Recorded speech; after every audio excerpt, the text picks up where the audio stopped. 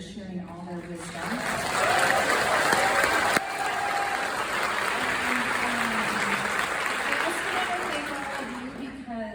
I can't tell you over the years how much I do that we have the best students of anywhere that these teachers teach. So, 50 years. Saturday Night Live, the Rocky Horror Picture Show, and J.J. Blackwood all made their first appearance the same year as the Quilt Show. What a journey it has been for all of us. I'm going to offer these words, but as you listen, can you please close your eyes and imagine you're looking up at the mountains, because they do have an effect on all of us. And the mountains smiled as they saw the people of the village hang decorations of love and beauty on all their buildings. For one day every year the people paused and took in beauty for the sake of beauty. The sun granted Jean's wish to keep the rain away, while the winds tested the clothespin's strength, as if a temporary truce is agreed upon beforehand. Smiles and goodwill abound. It is hard to imagine anything else in the face of all the beauty. Too soon for some, the quilts come down, leaving for homes new and old. Their visions dance through memories in the minds of many, gathered as promises to someday be made again and again. Okay?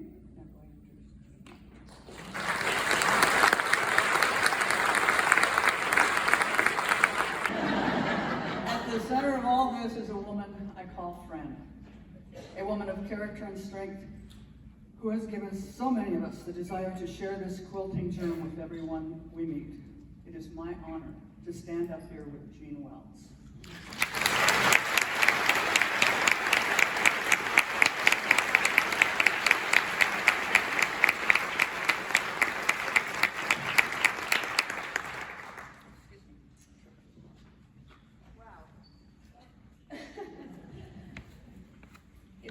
Really special to be here tonight. You know, in the last year, as I worked on our book, as I worked on our book, I kept thinking, well, what does 50 years feel like?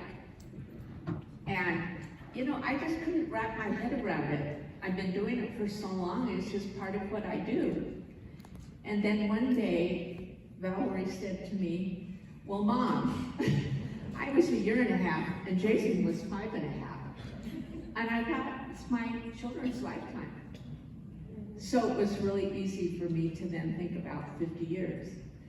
And I certainly, 50 years ago, didn't say, oh, I think I'll have start a quilt show and have 1,000 quilts in 50 years. You know, I think life is lived a lot organically when you respond to things that happen and things you would like to make happen. And essentially that's what's happened with Quilt Show. And growing up and also in my young years as a home economics teacher, I never wanted to make my kids all do the same thing. I wanted them to love what they were going to do. And I was always looking for different ways that you could learn the concept that I wanted to teach. But I didn't think there was only one way to learn it. And I think that kind of attitude certainly has helped Val and I with the Stitchin Post. And, you know, in 50 years, there's been some ups and downs.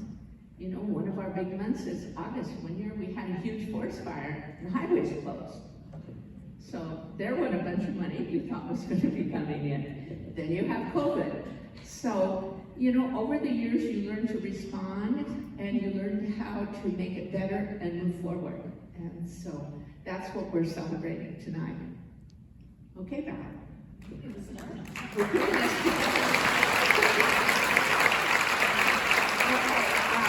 I put together some images that aren't in the book.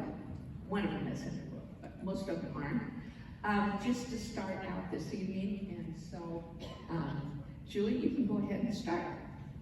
And I'm gonna have to look up and see what's there so I remember. Well, that's me in 1975 on May 23rd. And I had a 92-year-old grandmother that lived in Redmond, and she happened to come out to see what I did, and she was one of them that taught me to sew. And Grandma Mia came out, she's with her friend brought her, and she's with her little walker, and she comes in and says, well, Jean, I had a pharmacy here in the 30s. And I certainly didn't know that. But she had been widowed in 1918 when her husband died, and my dad was only 2 months old. And she hired a pharmacist and just carried on. So, anyway, that's me on the right. I made the Los Angeles newspaper for textiles after I went to my first market down there. And I think I kind of tricked them because I was looking for cottons and they were all selling double knits. Next. There's the very first flyer that I had, made and my best friend from college, Carol Clark from Carvalho's, printed all of that up for me. And then on the right, you see a pattern that I developed, the buff purse, and one of our employees made one up at the store because I couldn't find it. I thought I had an old one, but I could never find it. So that was my first pattern. Next. And my friend Donald Milder, who was with Fairfield Processing Company, asked me if I would want to do some sewing for some of the magazines because she thought I had some really unique ideas. So, packed up my suitcase. She said, just put any of your stuff you've created in there. And so we went to different magazines, and I got several different jobs. And one of them was with Good Housekeeping, and they wanted to do a series on patchwork. And in those days, those early days, people didn't say quilting, they just said patchwork. And there weren't any books out, so to speak. There were old magazine clippings and things where people would do a block, once a week or something. So anyway, that's a garment, mother got a garment that I made many, many years ago. Next. And that's Miss Valori, and she always liked to sit on the counter. So I had to throw that in. Next. And these are my children, Jason and Valori. And I wrote a book on apparel.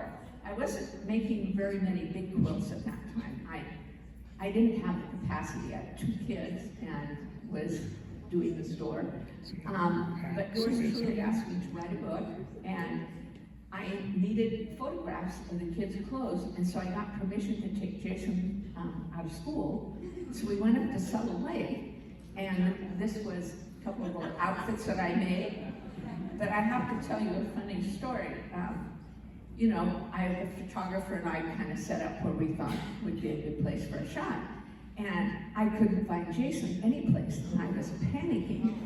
Well, he had climbed a tree. He was playing a trick on me. So next. And this is my first book. And it's called Patchwork the Apparel. And it sold for $7.95. Next. This is my family, per se. I don't have quite everybody in this, but you see on the left, that's Jason and Valori. And they come, well, Val's already here doing lots of things, but Jason and his family always comes and helps out all of us, and that's the family, Jason and the family over there on the right with their t-shirts, and they all just come and do whatever we need to have done. Next. This is the famous quilt cake.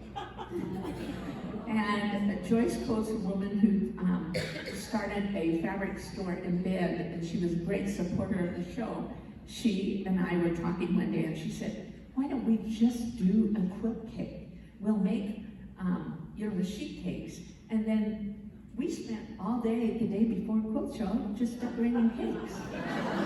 And they were all at my house, and my husband took apart Val's bed, brought it to town, and it has wood under it, and then we brought all the cakes. So it was quite a feat, and Jackie thought we should do one this year, but I wasn't quite up to it. So.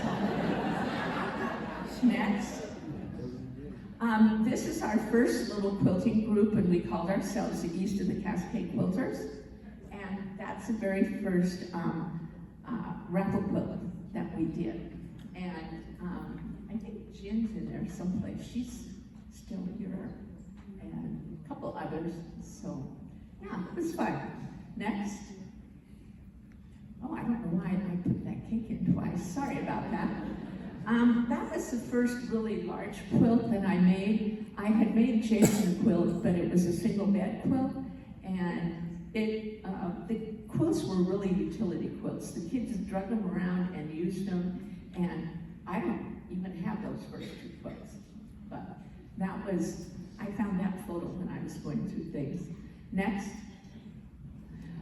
Joanne Myers, some of you know her. She's from Bend, and her daughter Barbara Fortman is very active with Mount Bachelor Quilters, and she designed a pattern for making this quilt, and it was paper piecing, and that was a new thing at the time and really a big deal.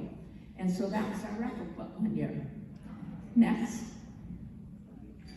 And this is what it looks like just looking down from up on the balcony at Sister's Saloon. So those are early days. And during that time, we were able to close Cascade Avenue. But then a few years ago, ODOT decided we couldn't do that anymore. So we don't do it anymore. Next. These are some other early quilts that were made by the staff at the Stitchin Post. Next. Okay.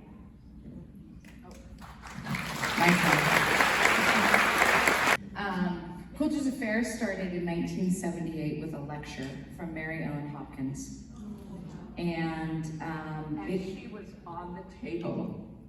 She got on the table, she got so excited about what she was doing and climbed up on the table, and it was at the elementary school in Sisters, and we thought it was a really big deal because we had 75 people come. So obviously everything has started off slow and somewhat organic, and now we have 36 teachers, which is pretty impressive. And so I wanted to introduce you to some of the teachers because you may not have all gotten to know them or take classes from them. So we have some of our, Mom says early teachers, I say veteran teachers. So our veterans who all know their group number, I would like to come up to the edge here.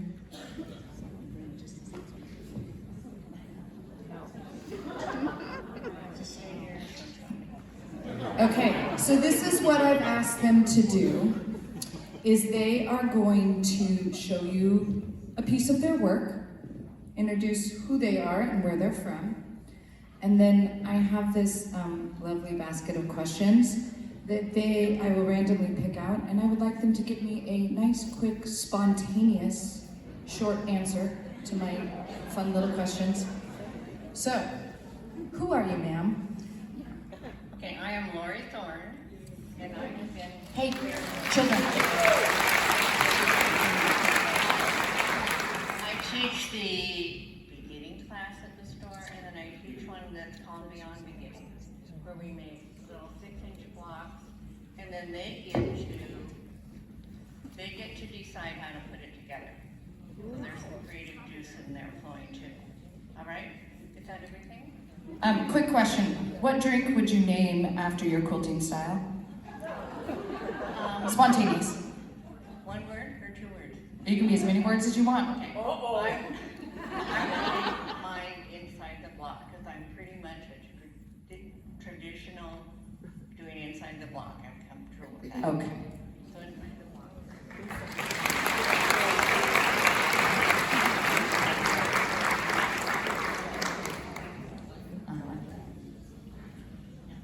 My name is Colleen Blackwood, you already know that.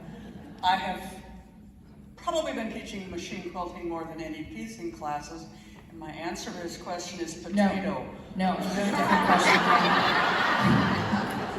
I'm sorry, you have a different question. If quilting were an Olympic sport, what event would you dominate? Spontaneous. Luge!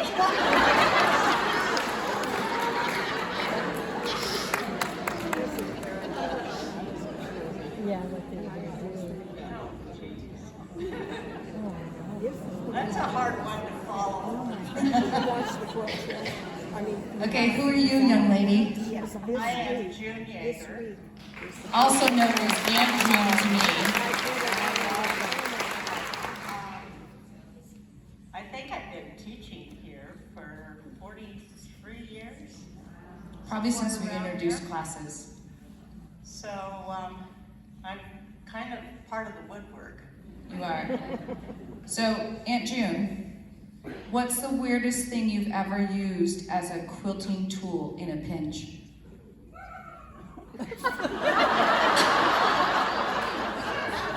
And a pinch. What is the weirdest thing you've ever used as a quilting tool? boy. Like a butter knife or a seam ripper? No, the toilet seat. Oh. We're not gonna go there.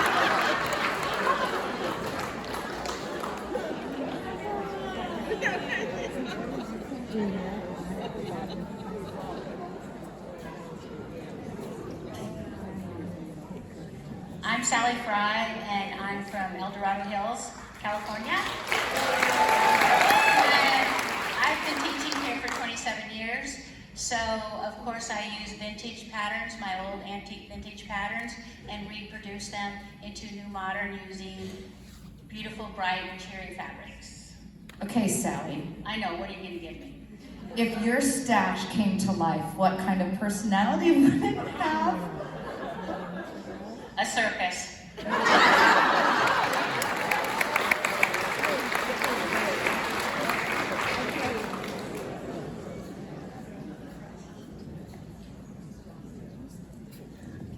I'm Carla Alexander from Salem, Oregon.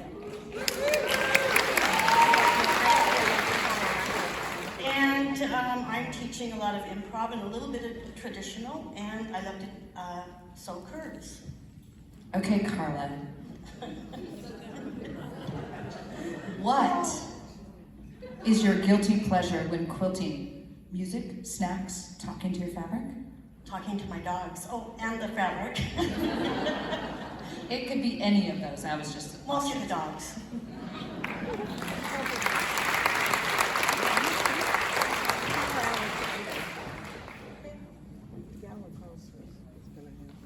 Hi everybody, I'm Tony Phillips, and I live in Camp Sherman, and I don't remember when I started teaching, maybe the late 90s, somewhere there, and I've done a little bit of everything. This is my pattern, the Running Wild, a version of the Running Wild table runner, and I like to do handwork. Okay, No Tony. secret. What's the weirdest thing you've ever accidentally sewn into a quilt? Well, I sew my fingers in all the time. I walk around with my-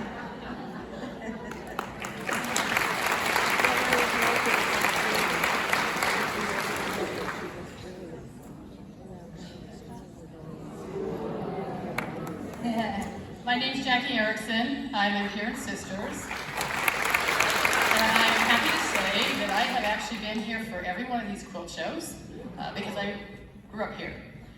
This is what I taught this year. I do a lot of traditional quilting, and for the poster, we did fabric, and this is the pattern that I wrote for it. Okay, so bear with me because I only have a certain number of questions, so you gotta repeat when I pull this out. What is your guilty pleasure when quilting? Oh, old movies. Because I don't have to pay attention to them, I only stop when the good parts come on.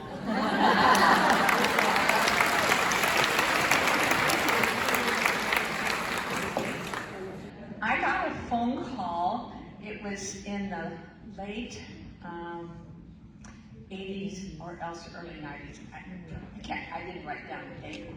From American Patchwork and Quilting, and saying they were going to start a new special publication called Quilters Affair, and they wanted us to be in it.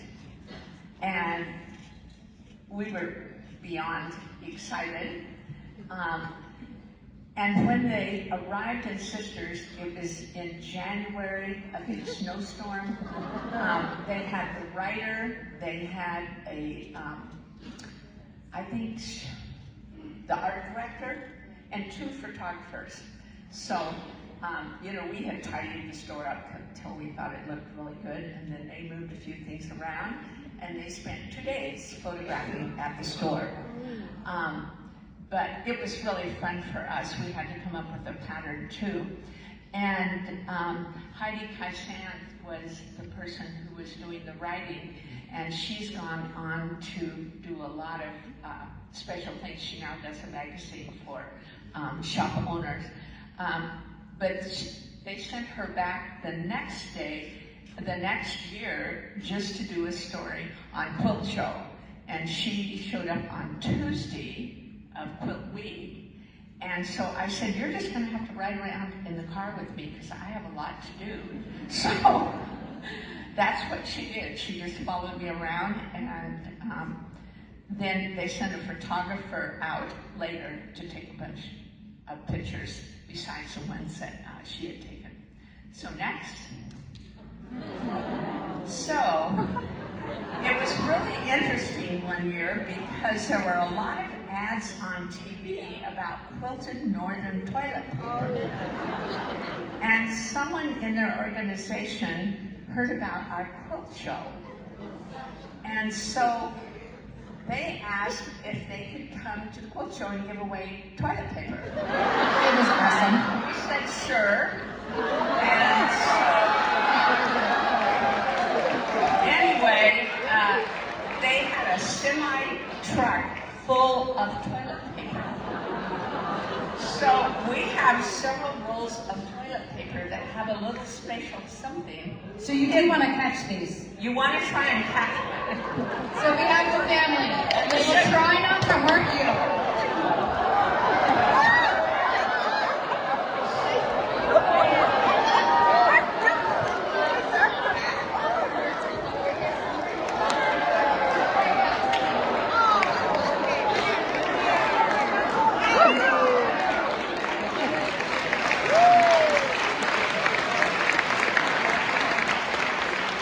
Those, by the way, are our lovely family. They prefer to kind of stay behind the curtains, but that was my brother. He's very elusive. He's going to climb a tree. And then my sister-in-law, my niece, and then my 3 kids, and my wonderful assistant, Trisha's daughter, Lily, who's been out at the store, so you probably saw her. So they are the helpers of the evening, and the Quilters Affair. Another year, there was a woman who showed up from Mill City, which is on the way to Salem, and she had made a cover for her car that was all quilted. And we were not able to get in touch with her, so we couldn't put it in the book because we wouldn't have a permission slip. So I thought I can show it here and just share it. But it was really fun, and it was parked outside of the store, and people loved it. So next. About this time, people were doing catalogs, and we kind of put our heads together and thought, well, we should try to do something. And Quilters Newsletter was the big magazine then, and it was the only magazine really devoted to quilting. And so I came up with the idea of doing a club called it Fabric Finders. And I had to borrow money in order to put an ad in Quilters Newsletter, but I figured if I sold 200 memberships and I could pay my friend back for it. And so we did that, and within a week, we had 300 members, and we ended up with about 1,500 members. And we did it for several years, and I'd send out swatches each month, and then we have a newsletter talking about new things you could do and how-to stuff, and then we always had a free quilt pattern in there too. So it was really fun. And then on the left, you see Lori designed this quilt, and it was a block of the month. And this is before everybody was doing. We were the first block of the month group.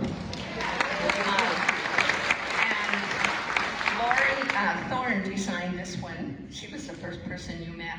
And we had a lot of people.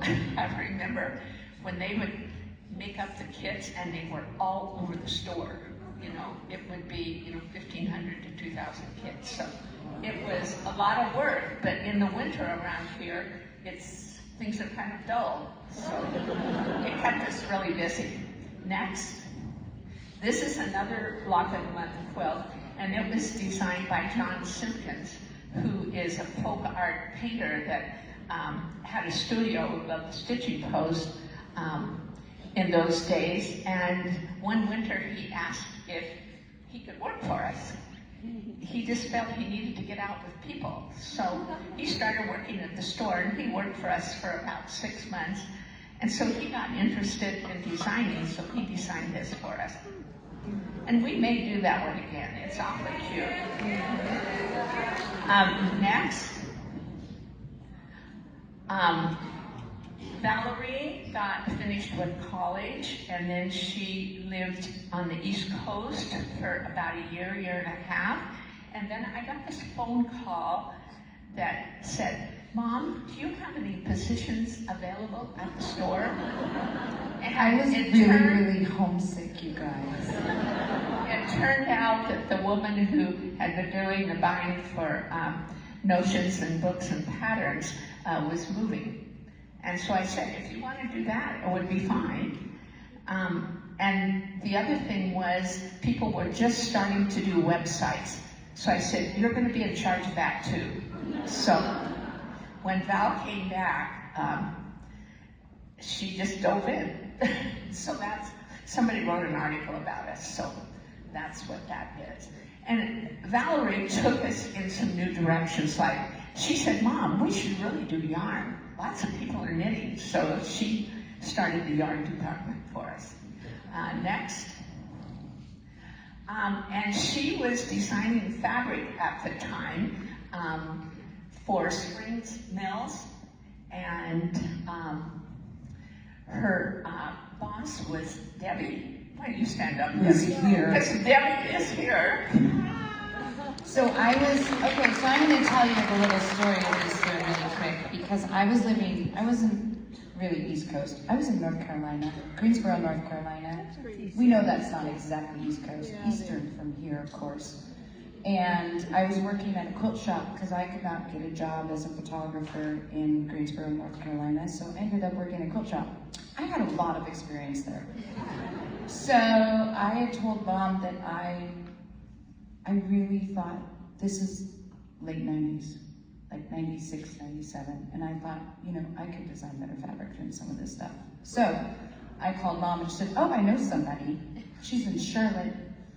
She works for Springs Industries in their Quilters Only division." I'm like, all right. So I went down there and I met Debbie Stark, and she was the first person to hire me to design fabric. And now, full circle, 27 years later, she is now my boss at Free Spirit.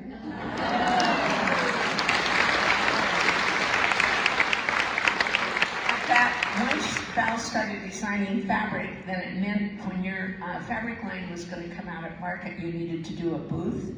And it turned out, for this particular line, it was Mom, coming. that was Everything Flowers. That was our book. That wasn't Fabric Collection. I made a mistake. That's okay, we still did this for our book release of Everything Flowers, which was just before I started designing fabric. Oh, that's right. Yeah, it's okay. See, I should I got have your written back. down all my notes.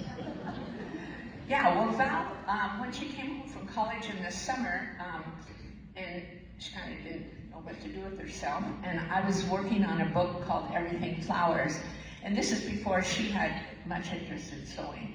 But I was putting things up on the design wall and designing with pieces of things. Well, she loved doing that, but she just didn't want to sew it up.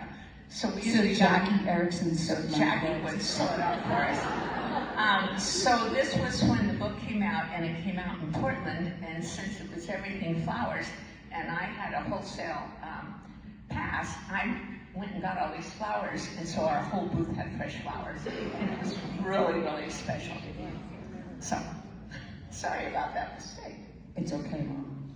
I hope I didn't make any mistakes like that in the book. Probably not. We have lots of editors, Mom. Okay, you know, one of the things that I love about Quilt Show is just the people that show up with their friends, and it's such a special time for them to spend time with friends. So I just couldn't not put this in. The Crazy Quilters. Next. I was inducted into the Quilting Hall of Fame, and it was in Marion, Indiana. And so John and I went, and Jason and Valori, and each of their oldest children, and my sister too. So, and I figured that was good. So next. My first line of fabric that I did was called, I got myself flustered now. Pine something. Pine Meadow, I think, Pine Mom. Meadow, that's right. It was with Prager and Bear. And Jennifer Sam, who happened to, had been working with them, I think, for 2 years. So she helped put it into repeat. And I gave her the kind of little sketches of what I liked and colors that I liked. And then she put it together. And that year, when we had the quilt block contest, they used that fabric to send out to people who wanted to make a block. And my dear friend, Margaret Peters, won the blocks that year. And so she went home and put them all together and made the quilt and then gifted it to me. So, and you'll see it in the quilt show. But it's just a beautiful quilt. And in those days, they took whatever the number of blocks were and divided it by 4 and just drew names out. And 4 people got like 10 blocks or 12 blocks or whatever it came out. Okay, next. These are 2 people that spent a lot of time at Quilt Show. Gwen Marsden and Freddie Moran. And I think a lot of you know the 2 of them. They each had their own careers, but they collaborated for a few years and did what was kind of called the parts department. And they had a grand time with that. Next. I just love this picture of Gwen with these little kids. And I don't know if you can read that, but it says lemonade, 25 cents for quilters, 26 cents for everyone else. And of course, we couldn't put that in the book because we didn't have permission from all those people. But here's Gwen with one of her early quilts too. Next. And this is Freddie. There's 2 photos I put side by side. The one on the right is in her bedroom. And her last few years, she made a lot of faces. And when I was down there, I think it was maybe a month before she passed away, and we were talking, and I said, well, I just love this color palette you're doing, Freddie. And she said, you know, Jean, I don't even see color anymore. And I had no idea, but she was still doing it. And her helper lady, Christine, that came in every day, would cut out little things out of fabric, and then Freddie would just pick things out, glue stick them where she wanted them, and then send them off to the quilter. And a lot of you, I know, own those. Yeah. So, and that's Freddie on the left in her studio. Yes. I'm Scott Hansen. This is my most famous quilt painted forest, and I just got done teaching that today. And I live on the beautiful island of Whidbey in Washington State. All right, Scott Hansen. Yes. Have you ever bribed somebody with a quilt? And did it work? I tried to give some away to my kids, and they didn't even take them. So. Rude. I like the drink question better, but. Oh my gosh, and then you get picky with me. Scott, how long have you been teaching? Here, this is my 12th year, I believe. Yeah. He's not sick of us yet. I'm Lynn Coolish. I'm from Berkeley, California, and I teach fabric dyeing. And this, I think, is my 14th year to teach here, and it's the best place in the world to teach. Oh, Mom wants to say something. Okay. Lynn was my editor for my intuitive color and design books, and she's the best. All right, Lynn. If quilting were an Olympic sport, what event would you dominate? Color. Yes, you would. Yes, you would.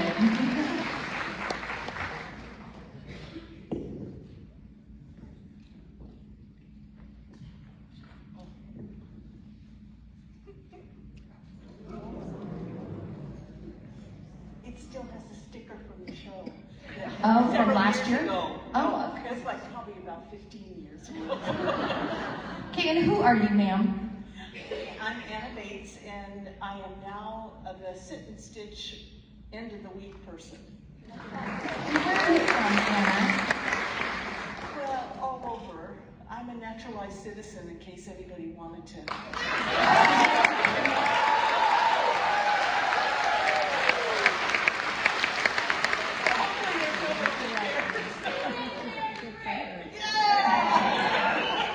Okay.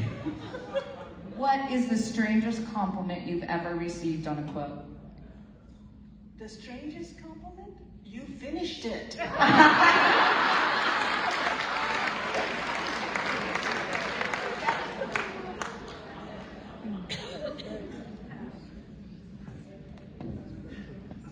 a good one.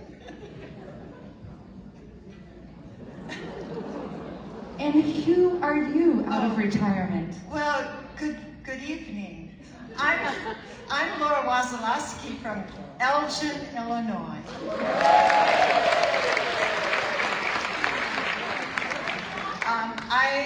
I teach fused art quilts and hand embroidery. I have no idea how long I've taught here. I did have a gap year, or a couple gap years there. But I'm back just for you guys because you're special.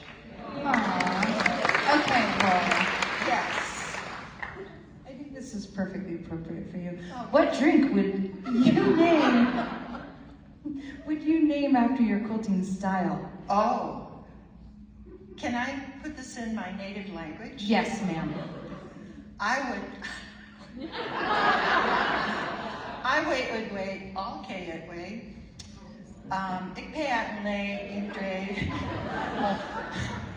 splendido. Excellent.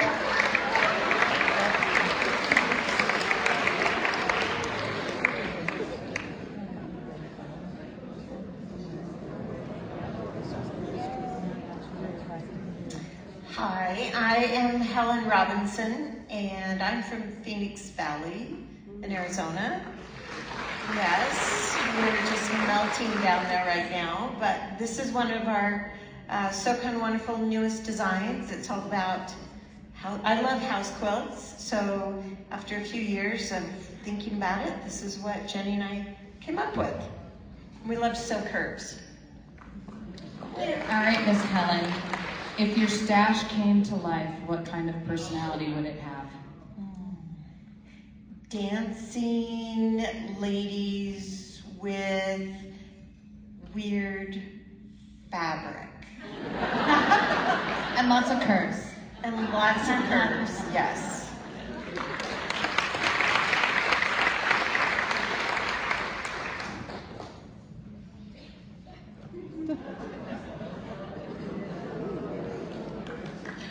Hello, I'm Jenny Pedigo from Springville, Utah, and I am the other half. That's so kind of wonderful.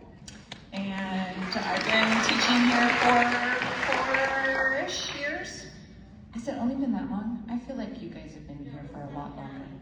Like 9? I think that sounds more correct. Always correcting me. All right, Jenny, what's your guilty pleasure when you're quilting? Oh, rave music, hands down, EDM, all the way.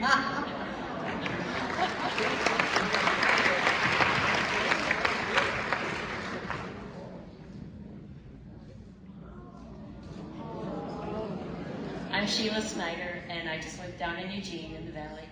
Funny, I should follow Helen and Jenny because a year ago or more they put out a butterfly quilt, and so I was working on a book then, and I asked them if I could use one of their butterflies as inspiration and tweak it a little bit for a barn quilt. And that's what this turned out to be.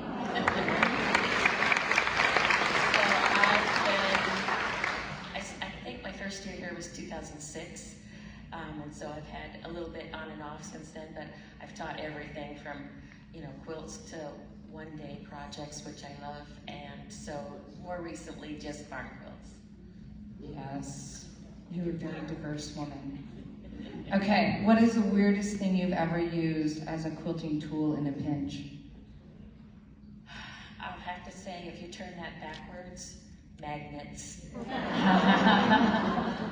I have a steel barn, and so I have to figure out a way to put them on. But then you can rotate them out.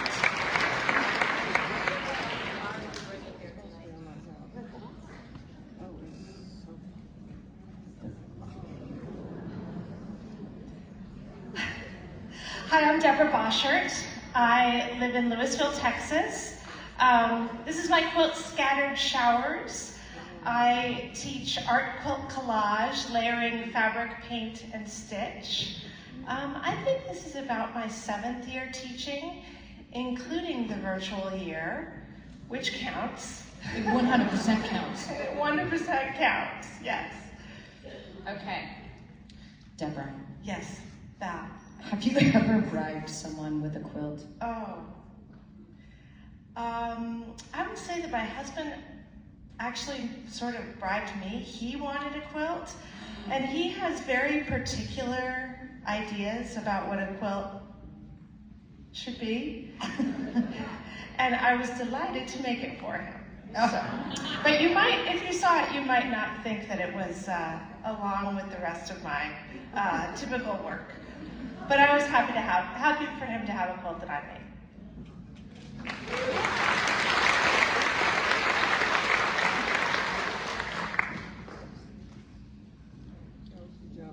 Hello everybody, my name is Sujata Shah, and I'm from Pleasanton, California. Ever since I was a little girl, I always felt a little different, so to be different today, I brought a quilt top and not a finished quilt. 4 years after I started quilting, I decided I was done with matching the points and sewing in the straight line, so I'm going my own way since then and loving every minute of it. All right, Sujata. If your stash came to life, what kind of personality would it have? Wild. Yes. I want to say And free. And free. Exactly. Exactly. And Jean, I brought Freddie with me. That is Freddie's skirt.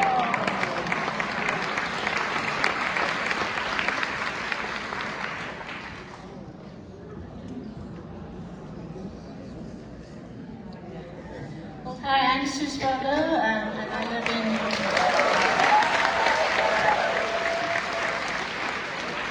I live in Greene, Ohio. And I'm not quite sure, but I think I've probably been coming for about 15 years to teach, and every year it gets better. It's wonderful, and thanks, Jean.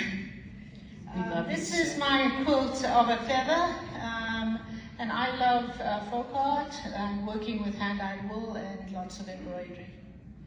All right, Sue, what is the strangest compliment you've ever received on a quilt? Oh,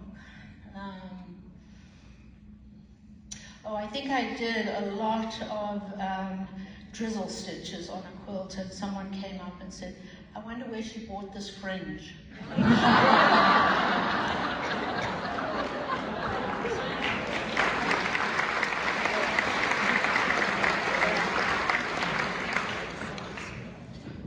So we have a couple special guests. So as you know, or a lot of you may not know, Sarah Filkey from Australia was supposed to be here, and unfortunately she had a family emergency and had to stay in Australia, but has been on Zoom in the middle of night in Australia every day for students. And because we have such amazing, amazing people in our community, our friends Helen and Tony stepped in to be Sarah 1 and Sarah 2. Sarah 1, 2. And I don't know what question to ask Sarah 1 and Sarah 2, so... So our answer is Vegemite. Vegemite.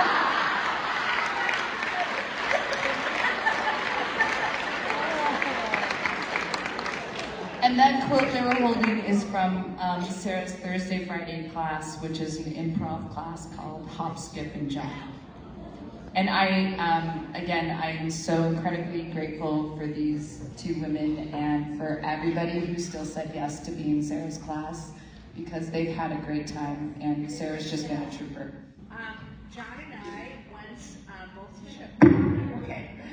once both children had graduated from college and were off payroll, so to speak, John and I really wanted to try to build our own building, and we worked with somebody that was a retired developer, and we only had a certain budget, but he worked with us, and I got a small business loan for women in business, which was really a good loan, and that is the present Stitchin Post today.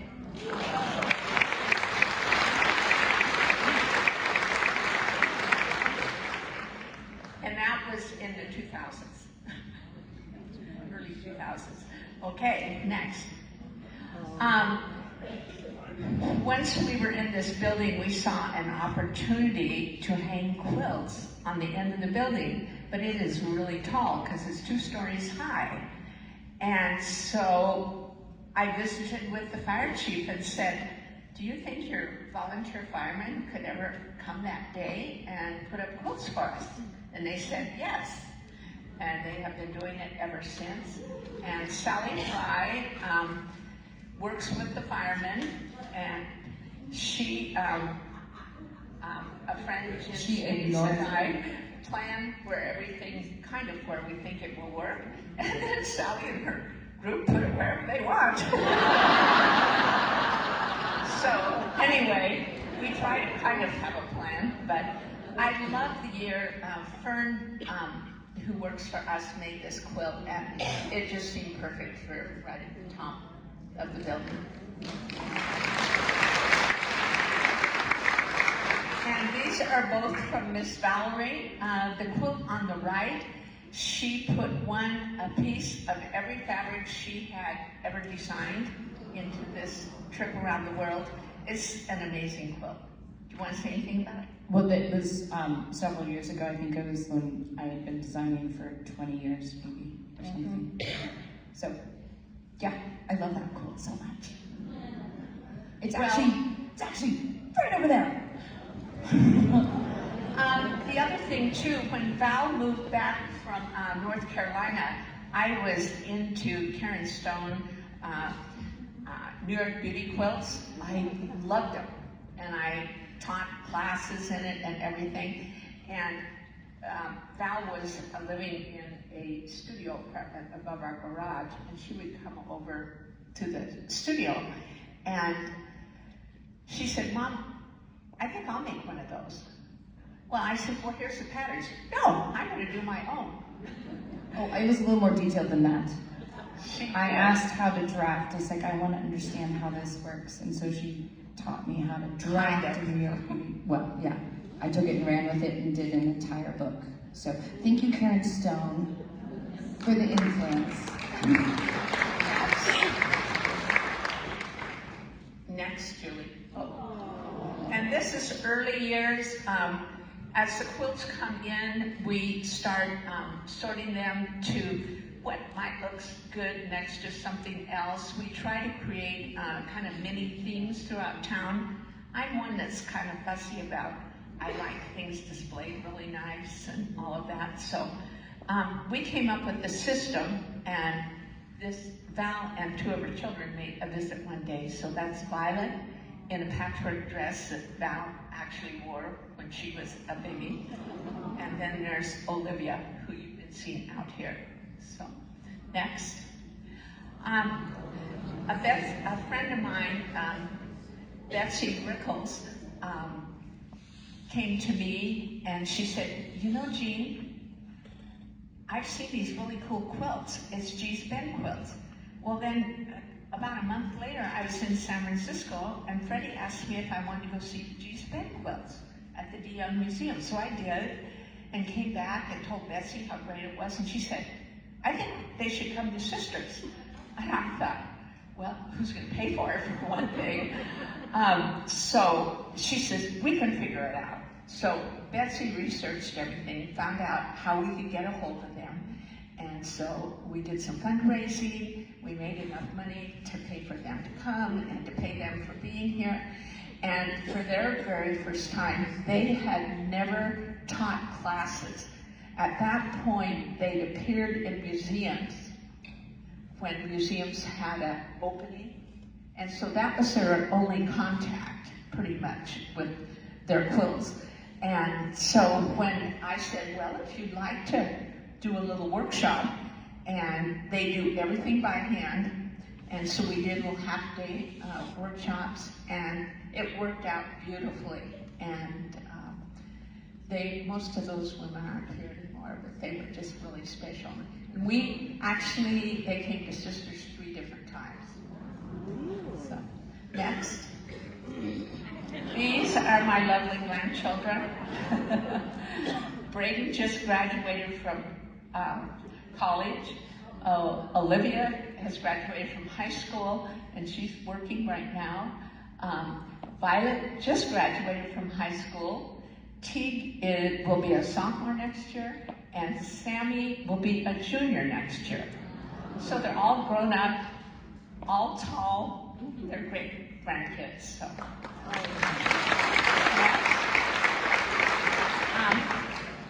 I hope to start a software group, Studio Art Quilt Associates in Central Oregon. I thought, I found out about it. Somebody told me, and they said, well, gee, you should belong. And I thought, oh, I don't know if I could. They'd let me in. I didn't know much about it. So there was this young gal in Sisters. She said, Jean, I'm just going to show you how to do it. So she came and did it on the computer for me. But we started the group, and people I saw that were doing more contemporary abstract work, I just invited them to come to a meeting. We started with 7 people, and by the next year we had 35. And we did a project called a Whisper Project, where you divide into groups of 5 people, and the first person makes a quilt, anything they want, kind of have a size limitation, and then they pass it to number 2. Number 2 responds to what they saw, so they can respond to color, to content, so they figure it out. Then they keep that quilt, and they send their quilt they made to number 3. And then at the end you have a reveal, and this is a round barn at Pine Meadow Ranch, and it's here in Sisters. And so we asked Kathy Dagendorfer, she's a poster artist this year, if we could put them on the barn and take a picture. So I just thought it'd be fun to share that with you, because I love the project. It was really fun. Next. Oh, that's a group I was in, and I was number 3 in that group. Yeah. You see the tree, and I had cut out a linoleum block print. So next. You saw Tony Phillips up here, and when we had, when COVID happened, we really had to figure out things quick. And we decided, well, we could still have a special exhibit. You know, we usually had, you know, somebody from the area show all of their quilts in one place. And we decided to see if Tony would do it. Well, she lives in Camp Sherman in this lovely cabin-like house, and I mean, it's so cute and so pretty. So we went out to Tony's and put the quilts up all over Tony's and took photographs of them, and then it was our virtual, part of our virtual show. So thank you, Tony, for letting us do that.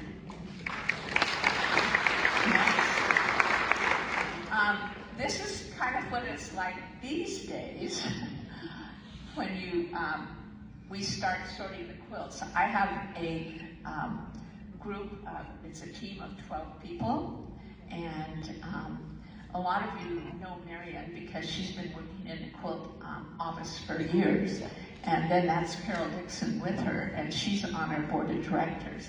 And this is a group of quilts they put together, and then you can see that little piece of paper sitting on top. We have pieces of paper like that for every single location in Sisters, and the book is about 4 inches tall. And you can see behind them all those little pieces of paper taped to the wall. We pull them off one at a time and place quilts. So that's how we do it. But we've gotten pretty fast with it, and we have a good system down. But I just thought it would be nice if you could see our system. I put these 2 quilts up because they're about friendship. The quilt on the right was made by Tina, and the quilt on the left was made by Jenny, her friend.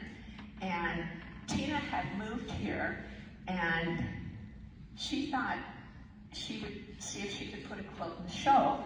And she's one that likes working with signature quilts and then making something out of them.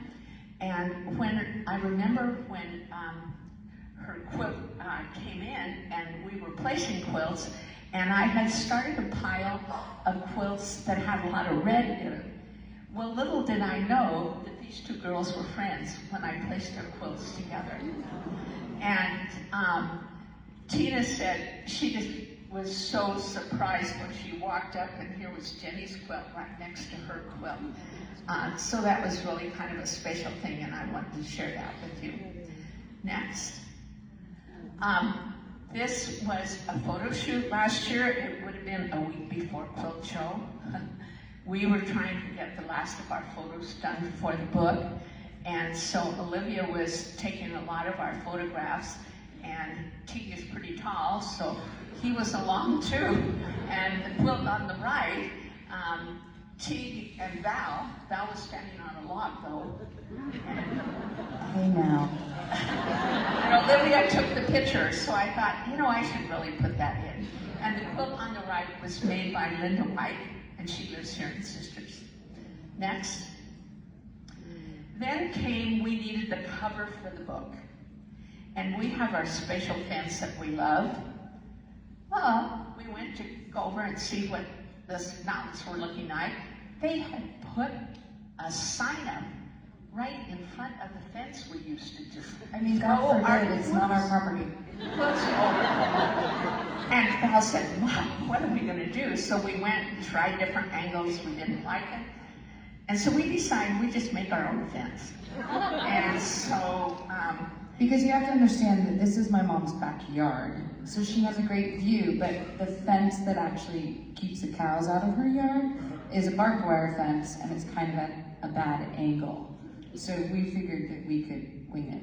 Yeah, so that's Debbie, who, she does all the intake on freight and getting everything in the computer, and her husband is very good at helping us fix things. And so he made our little fences there, and we just went and put them out, threw the quilts over them, and that was the cover of the book. And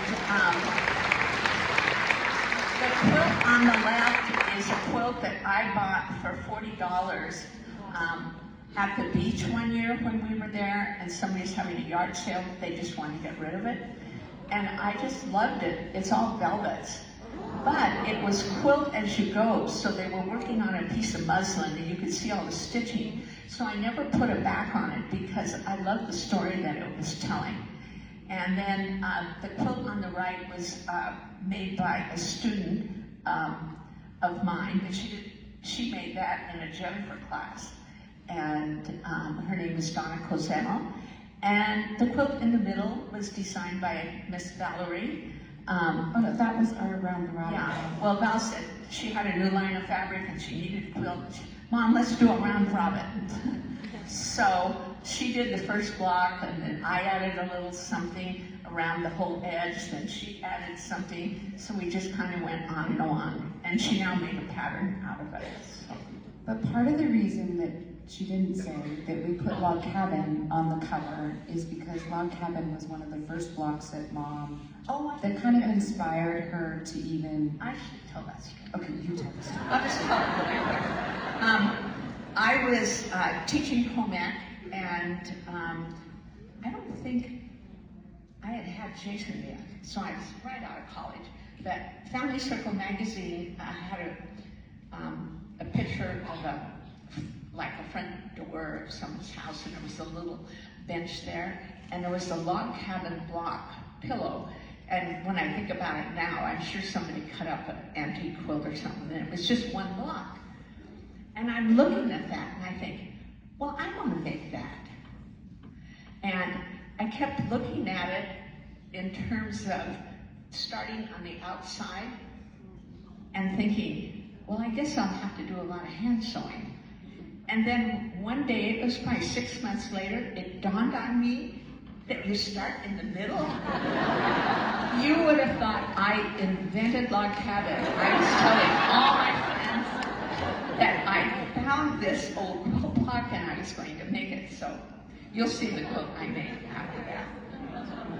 So I think that's it. Oh, well, these are our fearless leaders.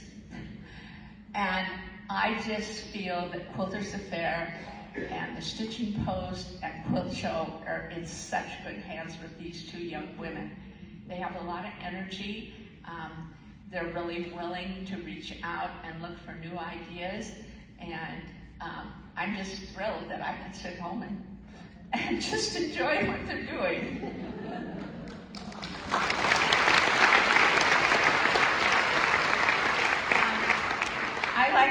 There's a beach I like in particular, Manzanita, and there's a woman who does ceramics, and these are outside in a garden.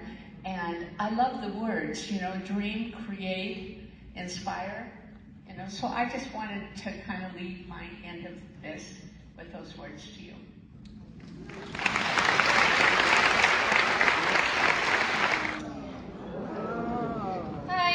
I'm Allie McCaffin. There's a lot of you here. I live in Houston, Texas, and this is a brand new work in progress. I'm needle turn applique. All right, Allie, what drink would you name after your quilting style? Whiskey rainbow. I don't know. Actually, that's probably perfect. Yeah? Yeah.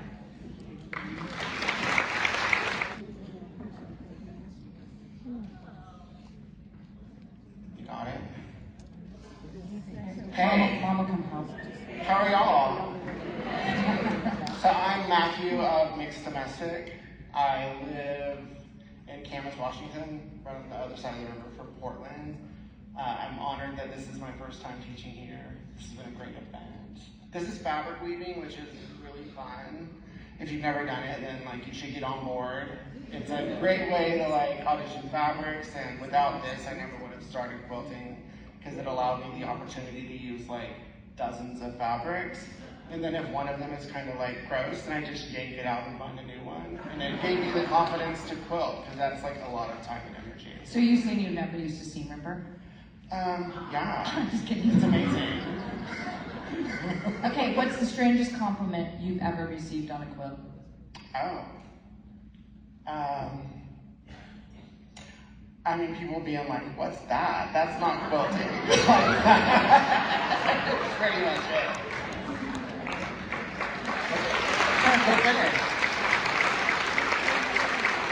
Hello, sir. Hello, my name's Joe Cunningham. This is my second time here, I think. Quilters Affair, yes. Did you talk for our shop before?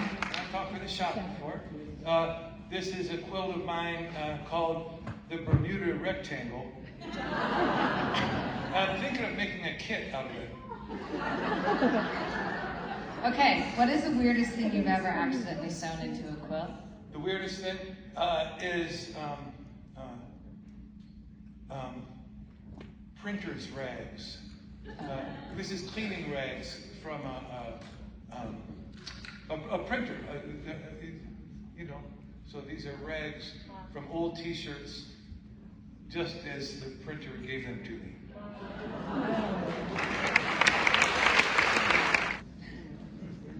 Hi, I'm Kelly Sheets and I live in Sisters.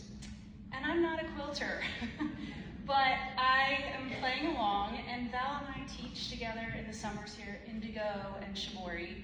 So I started this 3 years ago, and I've not finished it. I hand stitched it and dyed it.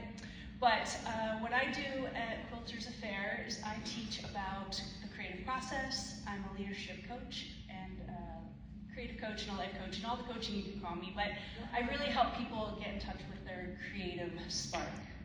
And I run retreats with Val in Bali and Morocco. Yes. So I don't have a quilting question for you then. Okay. What's that? I don't have a question for you. What's your weirdest quilting tool you use in a pinch? That's what was drawn, Kelly. I'm sorry. Okay. I don't. She doesn't quilt. Do you know what she does when she wants a quilt? She talks to Mom and I. Jean helps me quilt.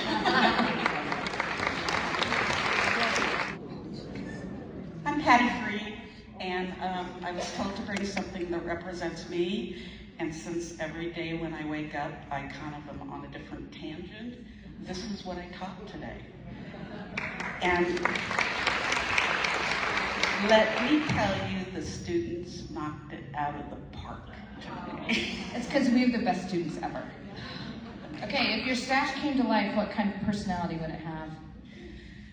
I would say Haight Ashbury in the 60s. Very good.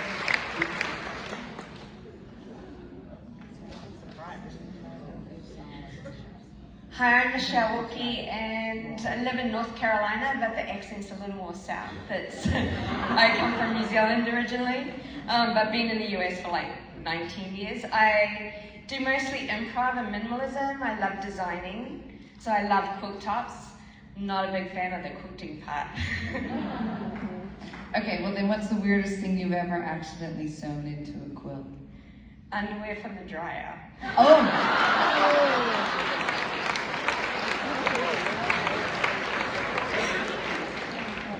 Right up here. Hi, I'm Michelle Muskin. I'm from Enfield, Connecticut. And I'd just like to say 4 of my guild members made the trek across the country to be here as well. My second year teaching at Sisters, I co-teach with my dear friend Leslie Tucker Jensen, and it has been such an honor, and our students were amazing today.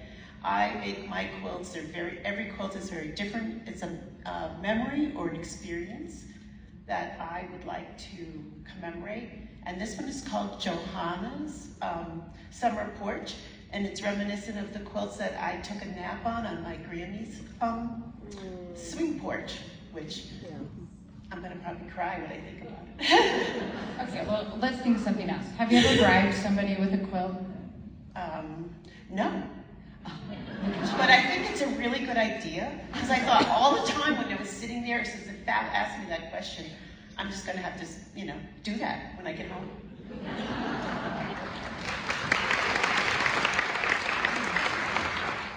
Hello, I'm not going to bring a quilt up because somehow a quilt didn't get in the bag with me when I left.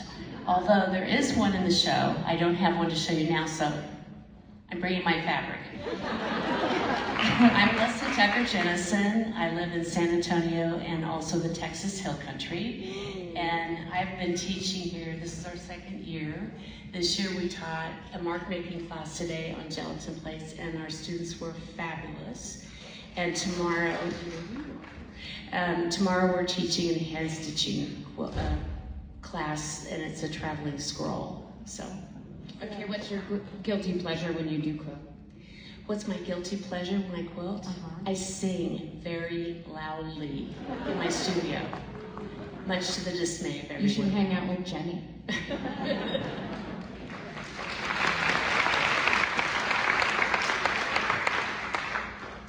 Hi, I'm Mary Noble. I live in Bend by way of Bellevue, Washington. I am a bag lady. And I will tell you that you are in peril if you spend any time around Jean, because this is my second year teaching, because she said, you know, you should come and teach stitching. And I thought to myself, well, what am I going to do, stitching around a bunch of quilters? But I brought with me my sashiko, which is something that I learned from my world travels. Yes. Okay. Gin and tonic. Okay. And an ice pick. Excellent. Questions answered. I'm Jane Seston, and I do machine applique, and I usually, they're always about the life force, because I'm so impressed with how things grow everywhere all the time. And not in this piece, but I usually like to put something dangerous or poisonous in with my beautiful flowers. Contrast makes things interesting. All right, Jane, what drink would you name after your quilting style? The Big Bernina.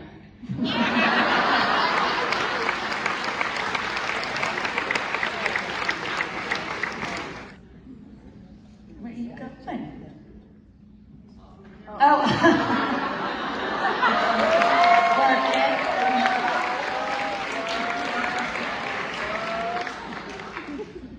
Hi, my name is Lane Hunter. I'm from Portland, Oregon, and I'm teaching the long arm classes in the gym. We're doing a lot of free motion and stuff, but I make anything after I've quilted it. So I like to chop it up after I did all the hard work of making a quilt, so. Okay, so if quilting were an Olympic sport, what event would you dominate? I don't know if this is an Olympic sport, but I love mixing prints and colors and getting things to mash up in weird ways. That's brilliant.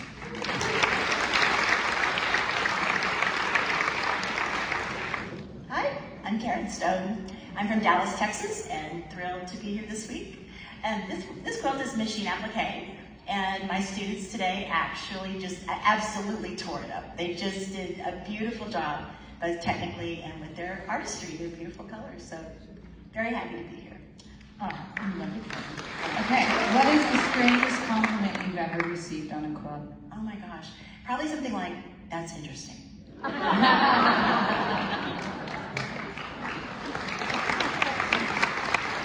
Hi, it's really loud. Hi, I'm Giuseppe Robato. I'm from Queens, New York. I do a lot of tiny stuff, so this probably looks stupid in the back, but yeah, that's what I like to do. All right, Giuseppe, what's in your tiny piecing? What is the weirdest thing you've ever pieced into a quilt? I was worried you were going to ask that. I don't have an answer for that. Okay. I guess. What do you have an answer for? You've heard all the questions. The drink one. Okay, tell me. The juicy juice.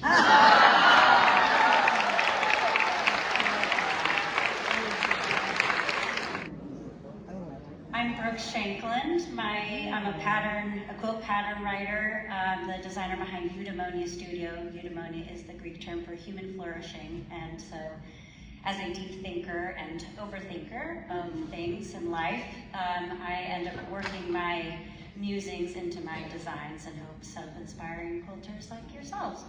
And this is my Sincerely Quilt. This is the class that I taught on Tuesday. Okay, well, since you are a quilter, what is the weirdest thing you've ever sewn into a quilt? Oh, that's the one I hadn't had an answer prepared. Dang it! Okay. What one do you have an answer for? I'll take that. I was gonna say my guilty pleasure is often abandoning my current project to go and make color mock-ups of a totally different project. That's a good one.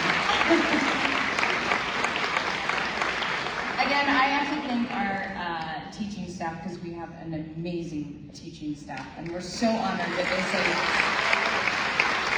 Okay, we're gonna wind down this lovely evening with just the show and tell of our employee challenge quilts that will be up on the side of the Stitchin Post on Saturday. Things when the grandkids were little, they'd all come to the house, and my studio's right by the dining room, and I always had stuff for them to play artist in there. Well, they would shut the doors and make all this stuff and then pin it up around and put little prices on it. And then we would go shopping at the art studio. And I still have lots of those little drawings and things they make. They're just precious. Okay, each year, well, we started doing it when we moved to our present building, where we did an employee challenge and then always hung the quilts on the end of the building. So this year, our challenge was log cabin. And we're just... For all the reasons we've already expressed. Jean loves it. Okay, so... Here they come. This is Lori's quilt. Yeah, that's big. So this is Lori's. We're not going to talk super long about all these because we know it's getting late, but we want you to see them because they're super cool. So this is Lori's quilt, and she made it in the early 2000s. And she called it Fractured Logs. And the next one was from Valori, and it was a Grace. This is the round robin that Mom and I did together. You're fine. You're fine. It's square. It's not like... It's square, by the way. I think it was pretty square. It is, I think it is square. Okay. Alrighty, and the next one comes from Holly, and it's a sampler log cabin arranged in diagonal. We haven't got them yet. Oh, here it is. She couldn't decide what type of log cabin to do, and Holly is our bookkeeper. So imagine bookkeeper brain, quilting.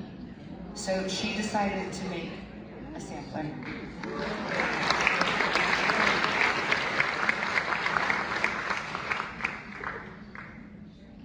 Oh, we're making them run now. They've been sitting waiting patiently for us. This is Debbie's.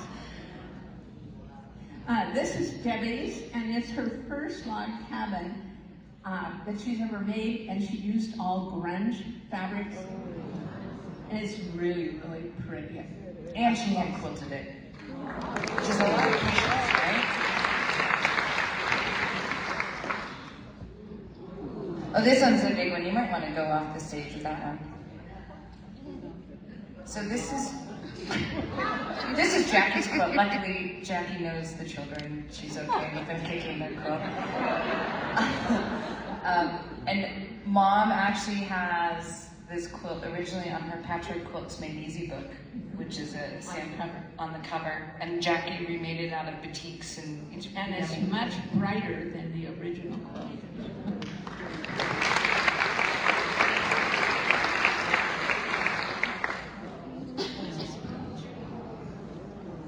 This is Paige's quilt. She says it's a mountain in the woods. And Paige does a lot with our website. And if you ever email Stitchin at stitchinpost.com, you have to talk to Paige. Paige is the one who replies first.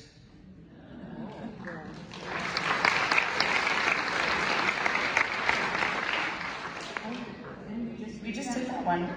I love it. They're tired.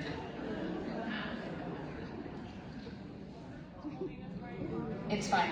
This is one of my really old quilts from one of Mom and I's books, and obviously I really liked log cabins, and I hand dyed all my fabric, and took the palette. This is when I did not have children and I could make that many blocks. And I love you guys. And I took the inspiration for the color palette from my brother's house, and he lived in this cool, funky old house in southeast Portland.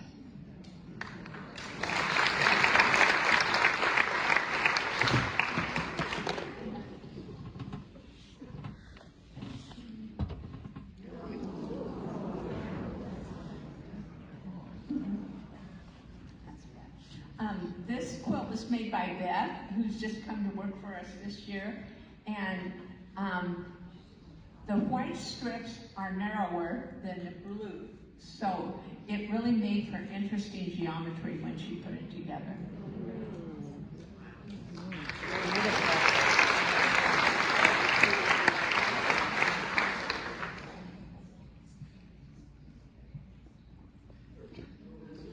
This is another big one. This is Trisha. This is Trisha, who is my amazing assistant. And she took and made this quilt out of a bunch of vintage fabrics that we had.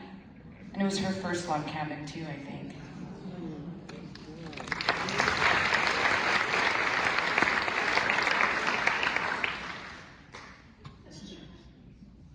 Another one of mine. Mom said, "Do you have more log cabins?" I'm like, "Yes, I do."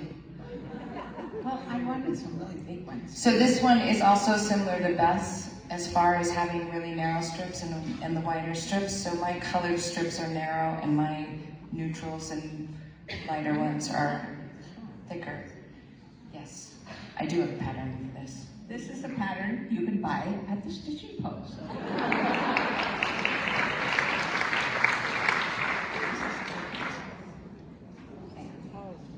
This was made by Anne, and it was inspired by a quilt that was in the Everything Flowers book.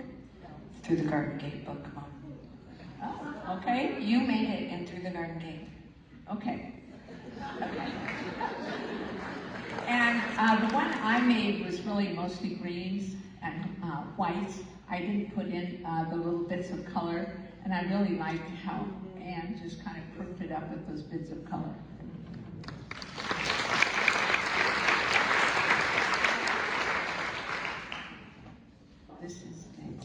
This is done by Nancy, who is the queen of our knitting department. If you ever need knitting help, just ask for Nancy.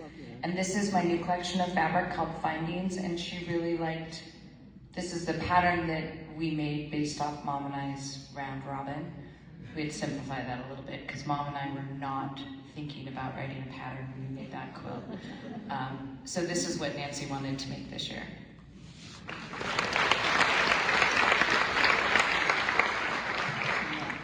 This was made by Annette, and this was like one of the first quilts she ever made, and she made it for her grandmother in 1996.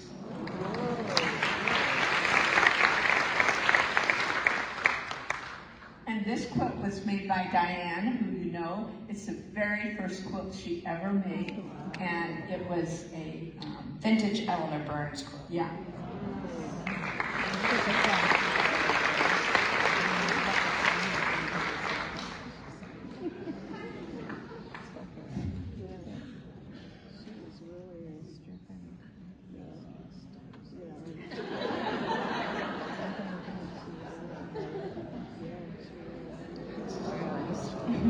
This is another one of Lori's quilts. This is her Stars and Stripes log cabin.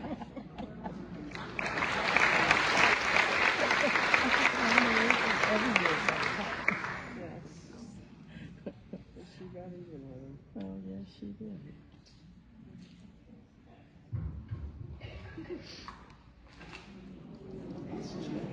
Oh, this is Julie's quilt, which is like a crazy log cabin quilt inspired by some of my old fabrics. Yeah, Val sometimes we call them vintage Val collections. It's when I'm trying to get rid of stuff out of my house because I get this urge to clean the house. And Julie bought one of her bundles, so that got her started on that quilt.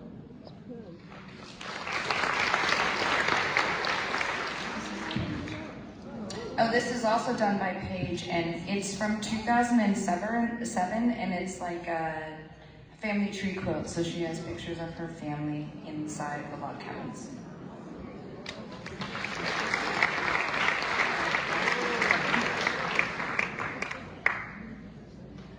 This is Fern's quilt, and she said she started it about 20 years ago. And it has tulip fabric, and it's just the sweetest thing. And she said she does have Dutch heritage.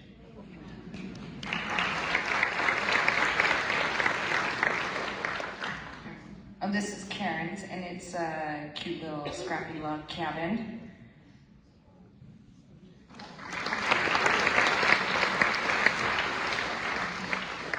And this one is mine. And I like sometimes just working on stuff and not knowing what's going to happen with it. But I love making log cabins, and I had tons of black and white scraps. So they're just in a bag, and I would just make blocks, and then eventually figured out how to put the whole thing together. And I had to add some of my favorite color, which is green.